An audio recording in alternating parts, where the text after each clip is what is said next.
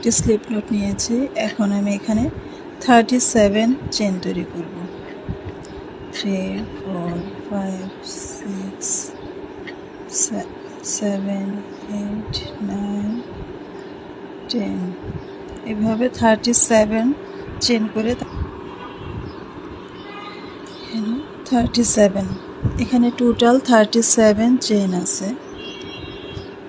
তো এখানে আমি ফার্স্ট চেনটা, এখানে ফার্স্ট যে চেনটা আছে সেটাকে আমি স্কিপ করে সেকেন্ড চেইনে দুটি সিঙ্গেল ক্রোশে করব।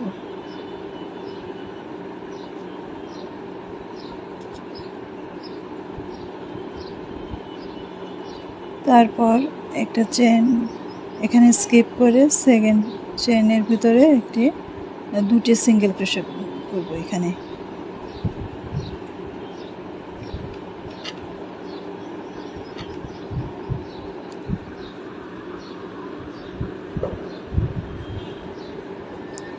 তারপরে যে চেনটা আছে সেটা আমি স্কিপ করে তারপরেরটাতে গিয়ে দুটি সিঙ্গেল ক্রোশে করব একই ঘরে।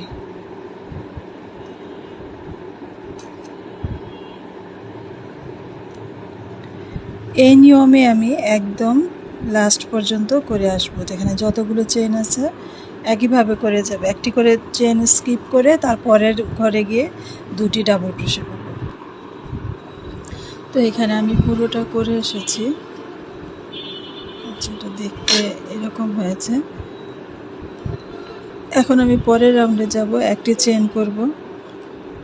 চেন করে সুতাটাকে এইভাবে ঘুরিয়ে নিব। ঘুরিয়ে নিয়ে এইখানটাতে প্রথম ঘরটাতে একটি সিঙ্গেল ক্রোশে করব।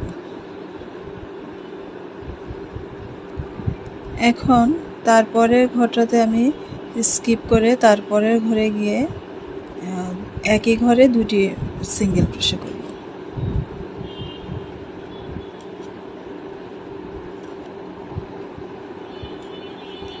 এবং এরপরের ঘরটা স্কিপ করে তারপরের ঘরে গিয়ে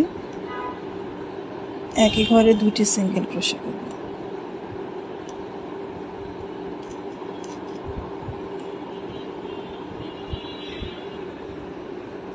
এবং তারপরেরটা স্কিপ করে এখানে গিয়ে একই ঘরে দুটি সিঙ্গেল ক্রোশে করব।